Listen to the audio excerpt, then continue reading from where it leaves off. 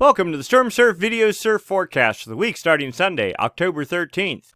I'm Mark Sponsor, and I'll be your host for tonight's presentation. We'll be discussing significant wave heights, sea level pressure, jet stream winds, the MJO, El Nino, La Nina, and all the things that go into making surf and swell production, and of course, snow production in the Sierra. So let's get into tonight's presentation. First off, we'll just look at significant wave heights for the North Pacific Ocean, and we see the main area of interest here off Japan. What was Super Typhoon Hagibis is tracking to the northeast, trying to turn extratropical, and maybe, just maybe, will produce some surf, finally, for at least the mainland, not so much for Hawaii. But we'll get into that in just a second. Let's go take a look at what is going on in the upper atmosphere.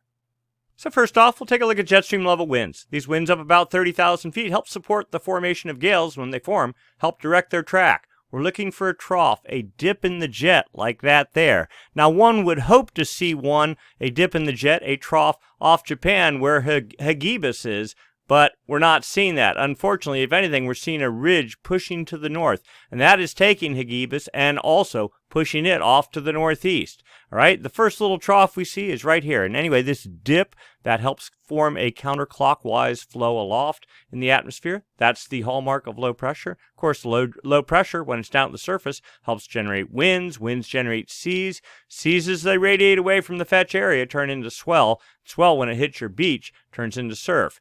So what you want to get is surface low pressure and upper level low pressure to line up on top of one another, and then that will supercharge, like in the case of Hagibis. If you had low pressure here, it would supercharge it, and then you'd get a real storm. Unfortunately, that is not happening at the minute. So we have a ridge off of Japan, sort of this pinched cut-off trough here, sort of northwest of Hawaii, another ridge in the Gulf of Alaska, and then another very weak trough off the Northern California coast. Let's put this into motion and see what's supposed to happen. As we get into Monday, a little bit more favorable pattern starts developing. We have decent winds. What is that? 1, 2, 3, 1, 2, 3. 160 knot winds pushing off the Kuril Islands. And the trough is developing, but it's off the Kuril Islands and it's north of the Aleutian Islands in the Bering Sea. That's not particularly helpful. Notice we also have the trough is getting a little bit better organized in the northern Gulf as we get into Monday. Then Tuesday, hey, look at this. It almost looks like a semi-decent pattern with, what is that? Again, 160 knot winds at its peak, pushing almost the whole way across the Pacific. Decent trough forming in the northern Gulf.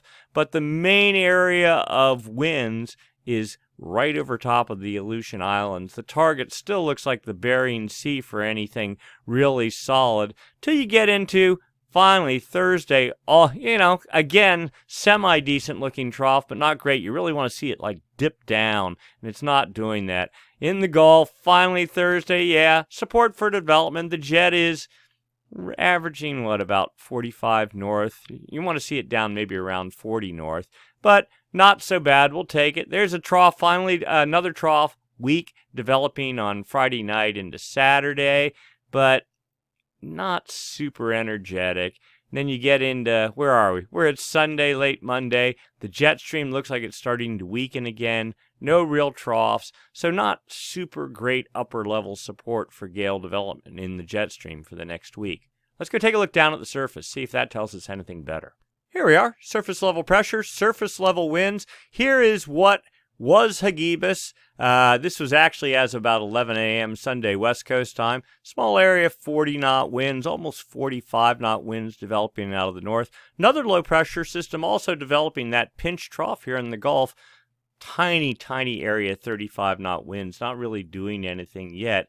We get into later Sunday night, Hagibis over the northern dateline region, producing 40 knot winds of a pretty decent area, and our other low developing, looking pretty solid with 30 to 35, almost 40 knot winds, targeting Hawaii and the U.S. West Coast. Looking better as we get into Monday morning. Now, Hagibis, I call this an extratropical storm at this point with 55 knot winds, but notice, here's the Aleutian Islands. It's all in the Bering Sea. No fetch of any real interest south of the Aleutians.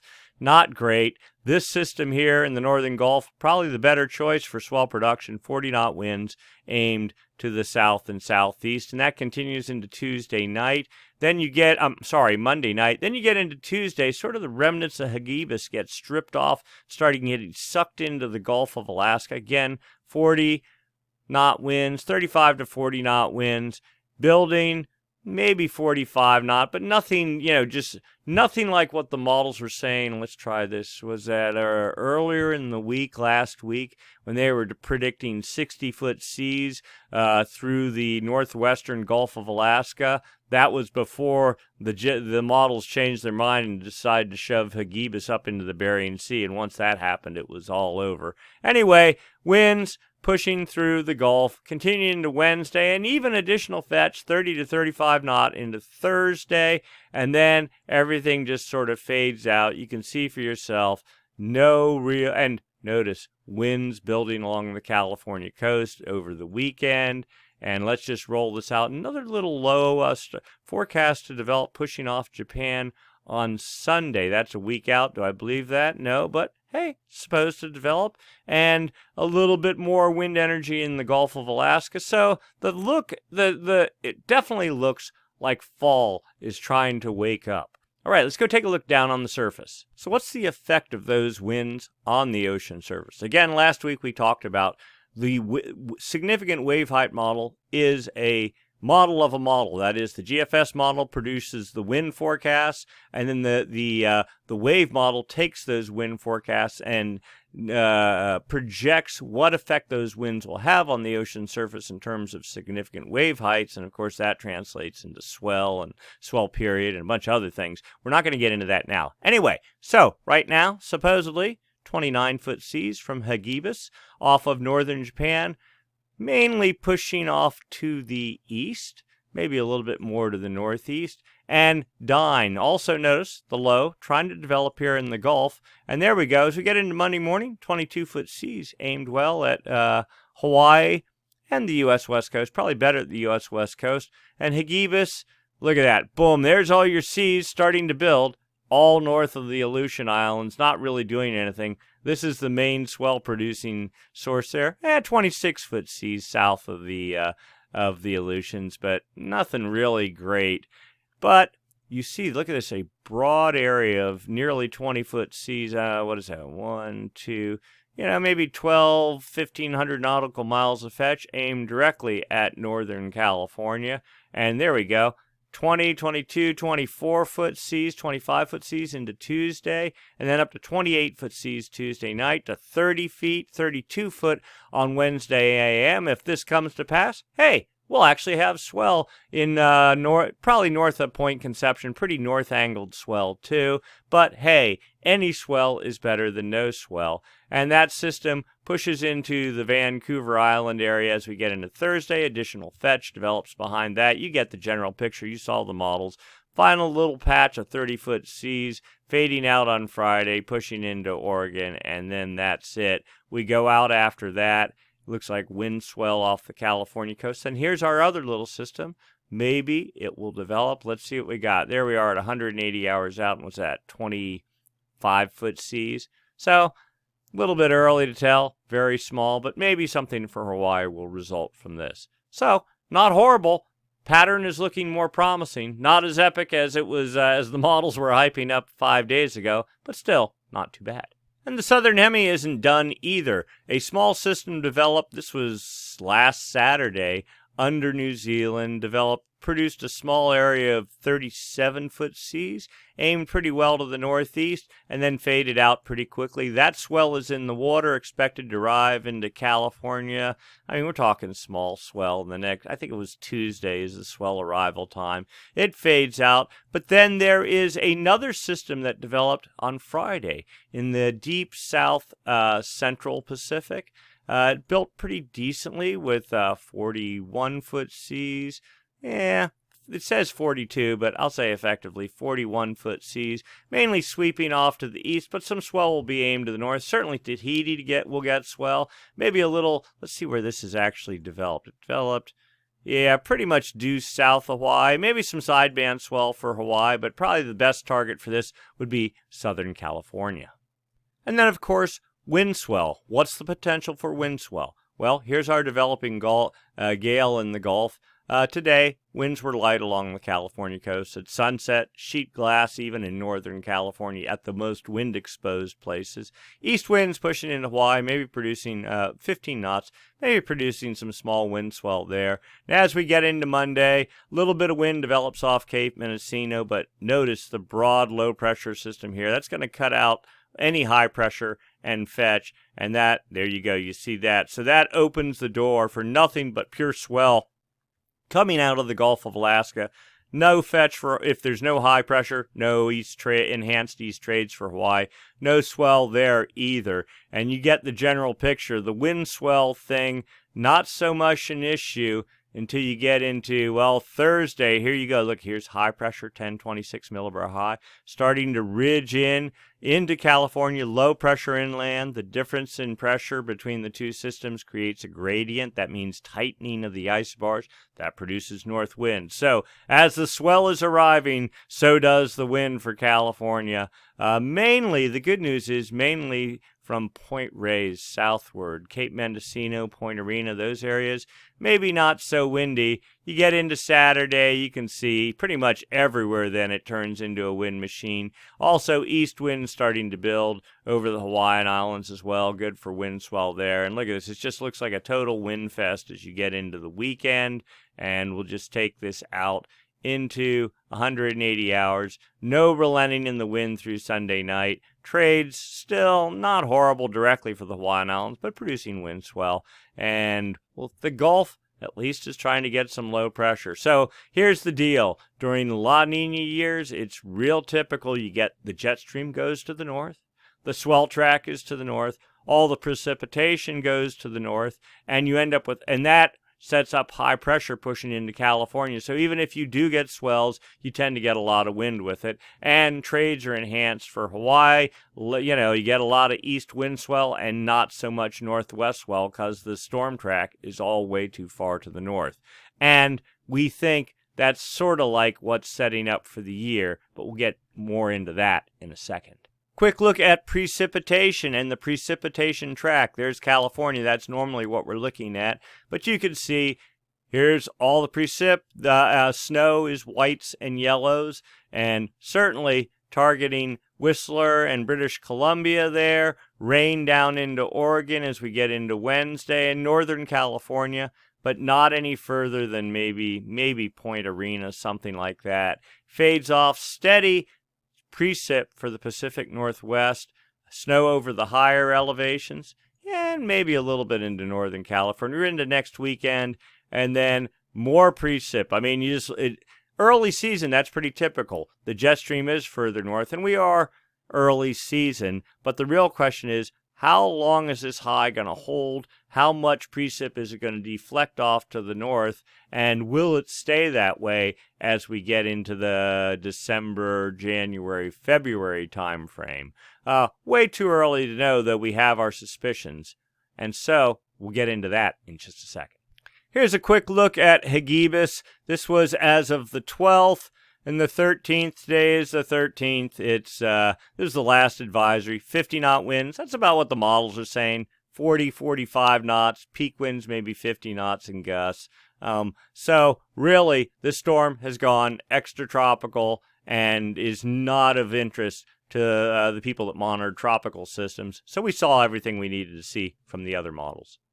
So let's go take a look long term. What's going on with the Baden-Julian oscillation? And we know that has a definite impact on swell production short term, like in the next month. And then, of course, long term, like 2, 3, 4, 5 months from now, what's going on with El Nino or La Nina? So first off, the MJO discussion. And we're very interested in winds in the West Pacific because that tells us whether we're in the active or the inactive phase of the MJO. Of course, the MJO is this weather pattern. It takes about a month to cross the Pacific. It's on the equator. It actually travels the whole way around the planet from west to east, but is most pronounced in the Indian Ocean, and we'll say the west to central Pacific, and it gets really weak once it gets past there, and it's the active phase going over the Pacific for like a month, then the inactive phase. During El Nino years, the active phase is stronger. During La Nina years, the inactive phase is stronger. And of course, the active phase it's like a pool of low pressure that travels over the equator very slowly, favors precipitation, which in turn favors pushing energy, heat energy up into the jet stream, which in turn supercharges the jet stream, which then in turn feeds the storm track. And then La Nina does the exact opposite. It's like a ball of high pressure, steals energy from the jet stream pushes north, and storm production tends to get suppressed. That's not to say you can't have storm production during the inactive phase of the MJO, but it's more likely, and the storms tend to be stronger during the active phase. All right, so first we want to try to look for signs of what the MJO is doing. So this is data from the TAO buoy array, series of buoys strung across the equator. The equator is right there. This is the East Pacific. This is the West Pacific. This is New Guinea here. Date line right there, 180 west. Okay, so we're in the Pacific Ocean, and we're just looking at the arrows. The arrows indicate winds, and the longer the arrow, the stronger the wind. So we see east winds, trades pretty firm over the East Pacific, also over the Central Pacific, and east winds also in the West Pacific. So that's certainly not a sign of the active phase of the MJO. In fact, when you see trades blowing pretty strong in the West Pacific, that's more likely a sign of the inactive phase of the MJO. And you can tell anomalies here, differences from normal for this time of year. Trades are pretty normal here in the East Pacific, but when you get over into the West Pacific, they're blowing a little bit stronger out of the east. Again, a hint of the inactive phase of the MJO. Next up, we'll look at zonal wind anomalies. That's a fancy word for saying the east-west component of the wind. We don't care whether it's blowing north or south, just is it stronger from the east or stronger from the west, right? And this is the whole planet on one chart. So the date line, it runs right up the middle of the chart. The Pacific runs from about 134 east, so somewhere around here, to about 80 west, somewhere over here. But the Kelvin wave generation area, this area in the West Pacific on the equator, that's what we're most interested in, because when you get the active phase of the MJO there and west anomalies there, or west winds, that helps fuel Kelvin wave production. And if you get multiple active phases of the MJO and multiple Kelvin waves produced, that can also fuel the development of El Nino. All right, so right now, if you see yellows in the Kelvin wave generation area, so basically from there to about there, you just go right up the chart, okay? Past performance is up here at the top of the chart. So we see oranges and yellows here in the Kelvin wave generation area back in mid-September. That was probably the active phase of the MJO, but notice you get this sense of the blues. Those are easterly anomalies trying to get into the Kelvin wave generation area. And then here's today, kind of a neutral pattern. But look at this as we get into the next week. Blues or easterly anomalies completely taking over the Kelvin wave generation area for the next week, clearly indicative of the inactive phase of the MJO. Not great for storm production.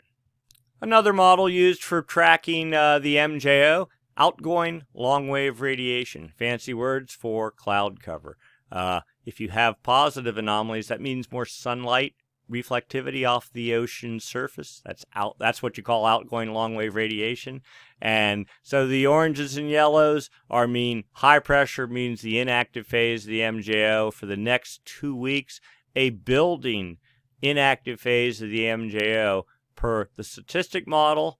And the dynamic model, the good news is here, yes, it's saying the same thing, but that the peak of the inactive phase is supposed to be about a week and a half out, and then it starts backing off a little bit. So if we can survive the next 2 weeks, at least according to these two models, hopefully we'll be through the worst of it. Let's dig a little deeper.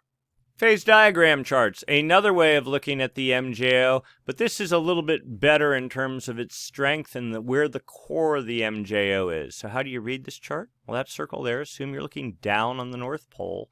Okay, and the MJO travels around the equator from west to east, from the Indian Ocean to the maritime continent, Bali, that area, over the West Pacific, over the East Pacific, under the United States, across the Atlantic, over top of North Africa, and back to the Indian Ocean.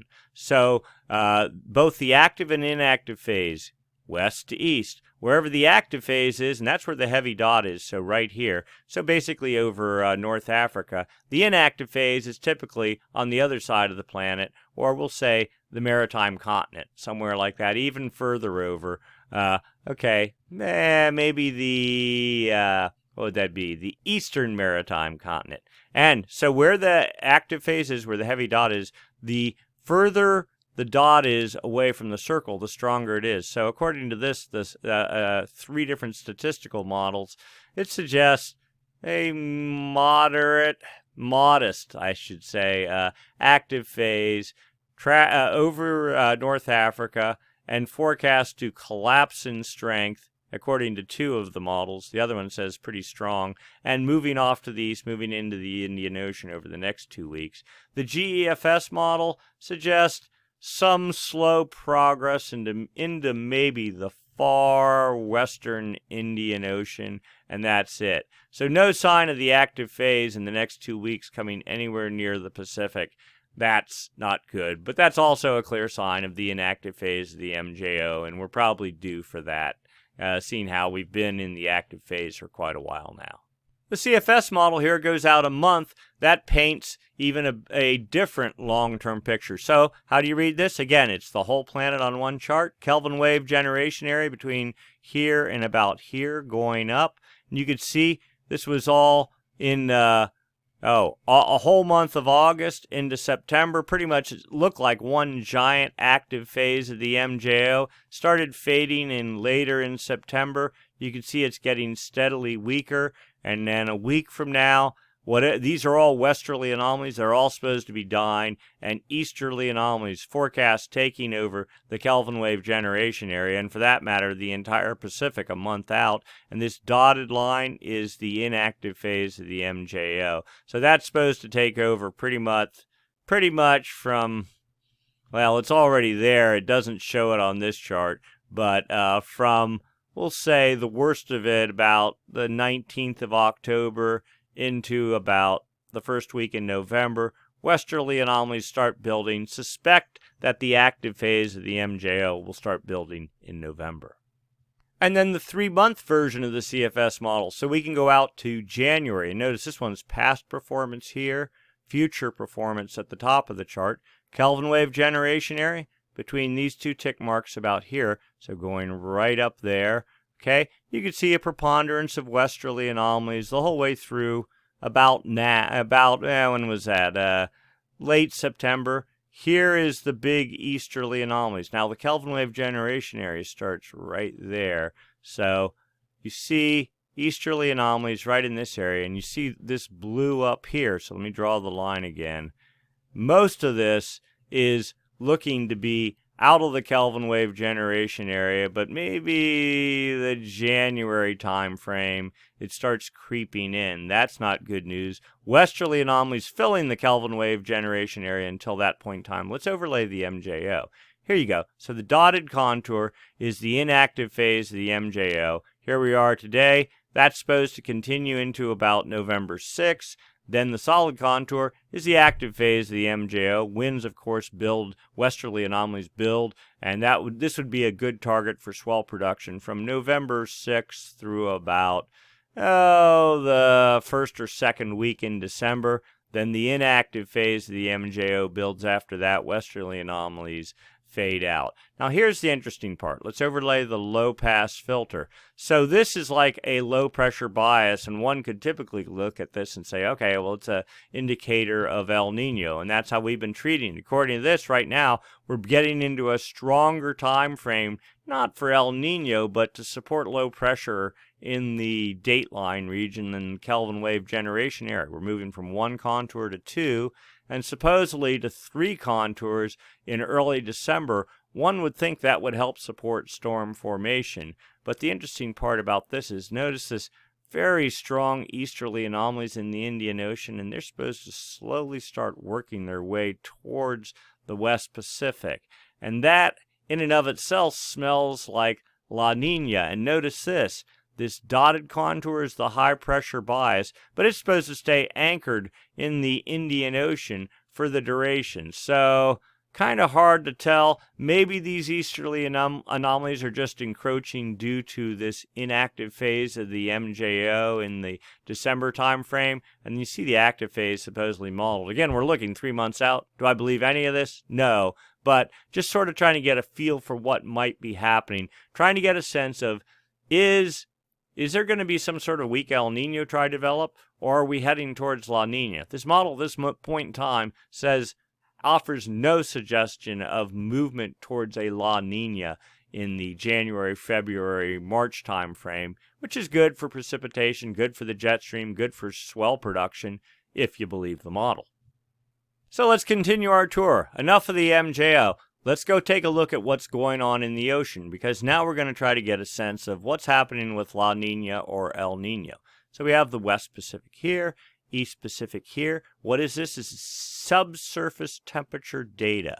How do you get that? Well, see these little things here? These are the anchor lines on the TAO buoy array, series of buoys strung across the equator used for monitoring El Nino. The X's are the sensors on the anchor lines. So you take that data from the sensors, it's beamed up to satellites, processed in a data center back in the northeast of the United States.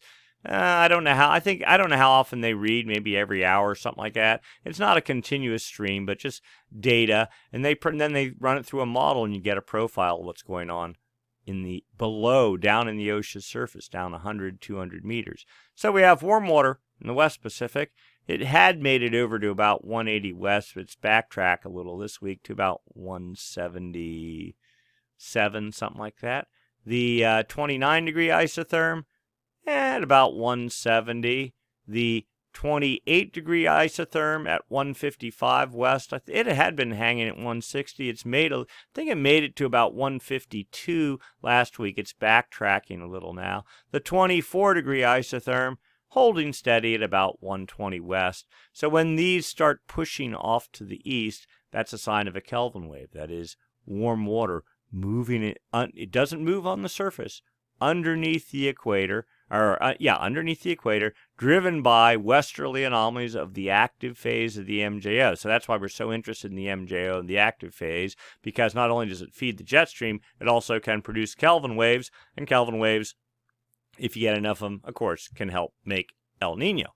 All right, so this is actual temperatures, but it's the anomalies, differences from normal for this time of year. And I gotta say, looking at this chart, things are vastly improved than what they were last week and what they were the week before that. I mean, this is a much better picture. We had this big ball of cold water, like 2, 3, 4 degrees below normal, sitting here, and it had been for 2 or 3 months now. And all of a sudden, about 2 weeks ago, it just started weakening, and warm water that had been just locked over the date line is now progressing off to the east. So we actually have what they call a downwelling Kelvin wave with temperatures 2 degrees above normal under the date line and 3 to 3.5 degrees in the East Pacific. Here's what's left of that, what was really cool pocket, all but gone now, and this is looking much better. We were fearing that we were moving into La Nina because that cool pocket almost seemed like a classic sort of La Nina indicator, but as of right now, at least for the moment, we are not there, and that is good news. The GODAS imagery, just basically a different model, same raw temperature data, saying basically the same thing. Now notice no warm water here in the west.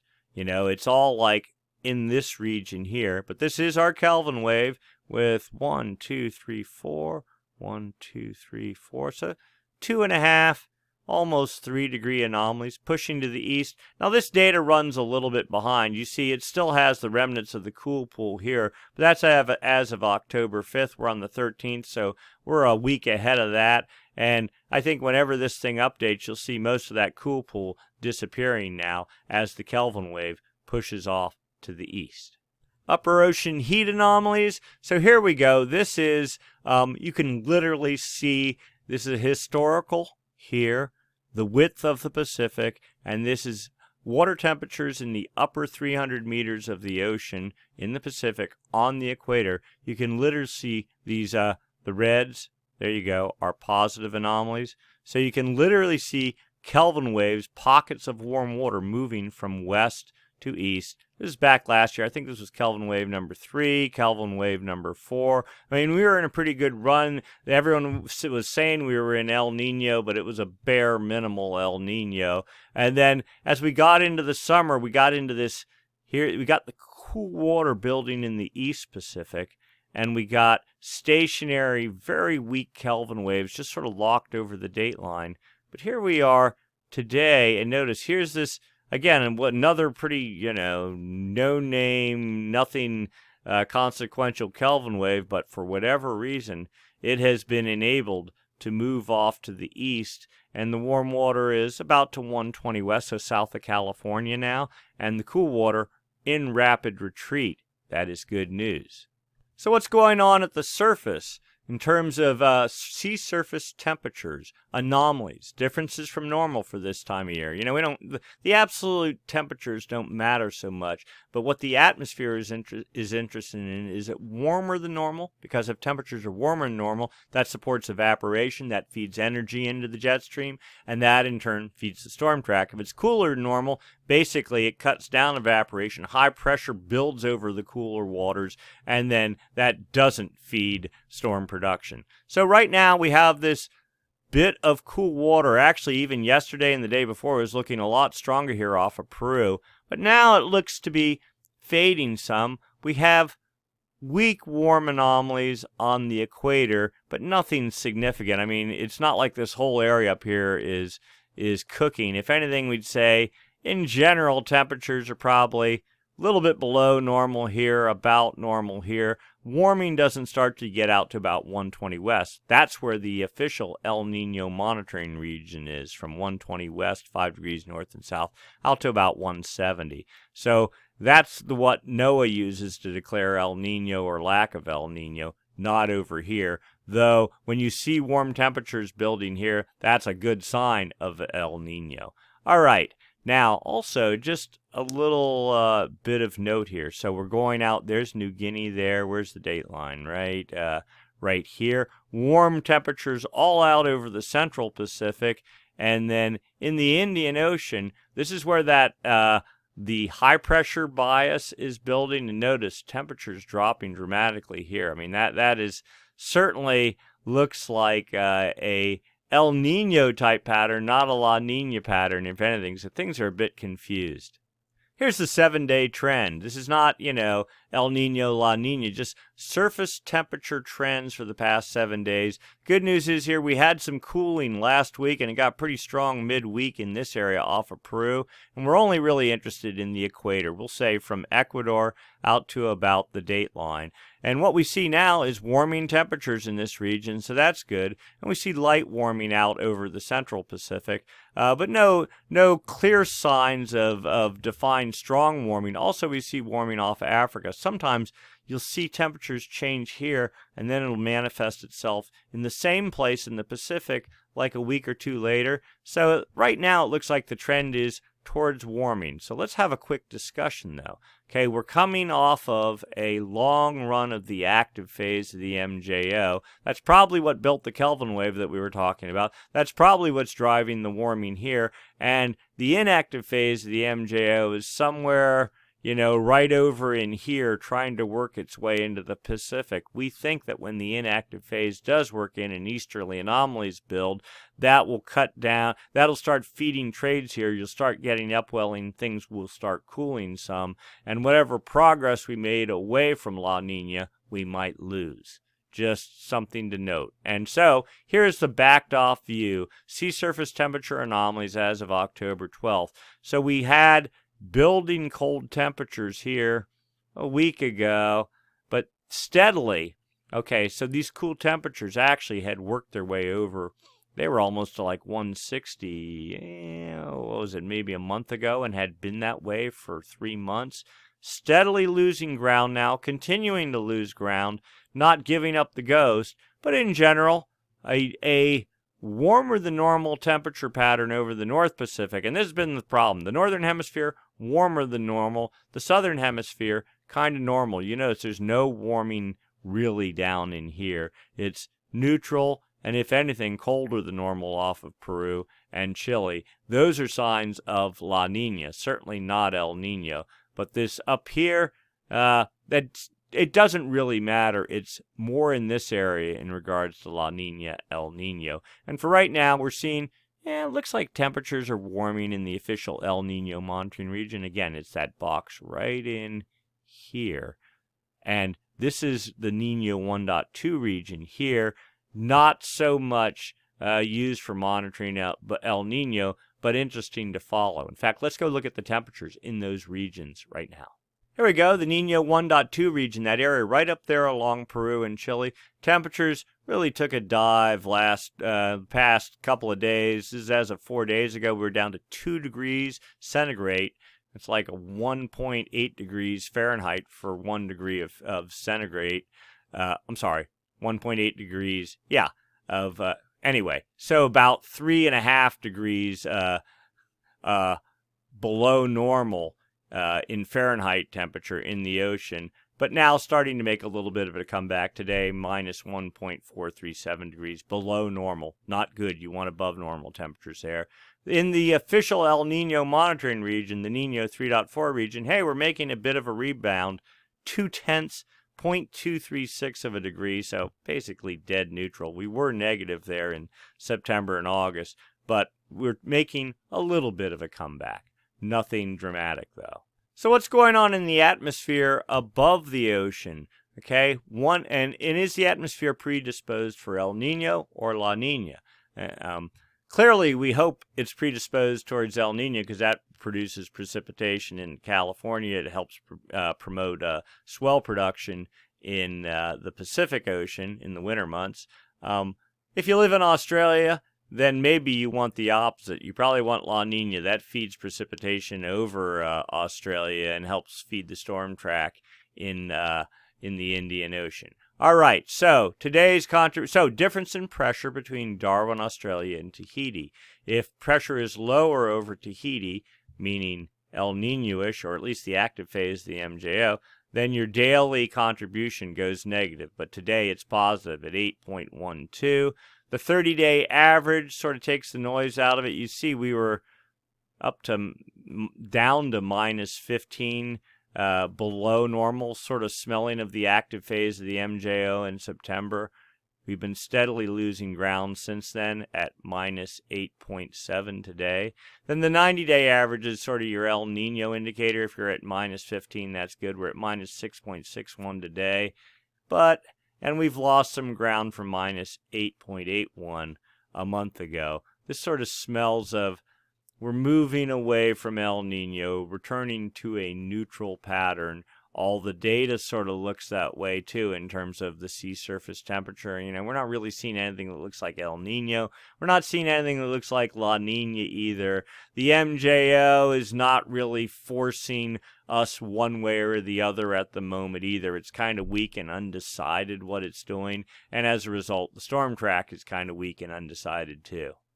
The official sea surface temperature forecast for the Nino 3.4 region. Again, that key area in the Pacific on the equator. This is kind of what we use to determine whether we're moving towards El Nino or La Nina.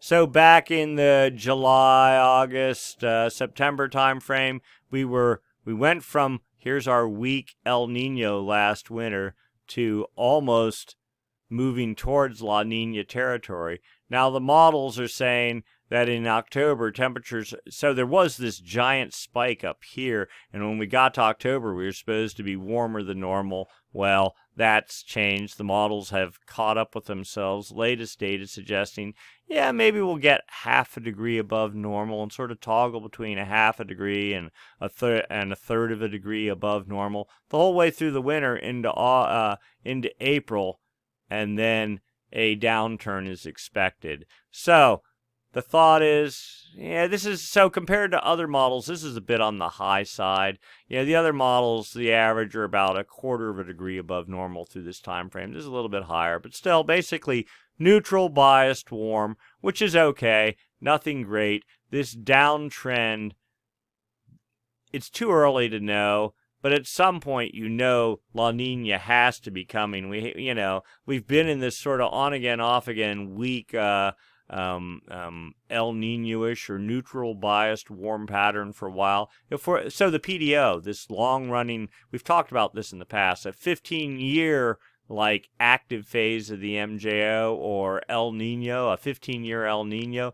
Really what it means is the PDO is like 15 to 20 years biased towards warm temperatures, towards El Nino in the active phase of the MJO, followed by 15 years biased towards the inactive phase or La Nina. The thought is that we transition from the cool phase to the warm phase of the PDO with the big El Nino in 2014.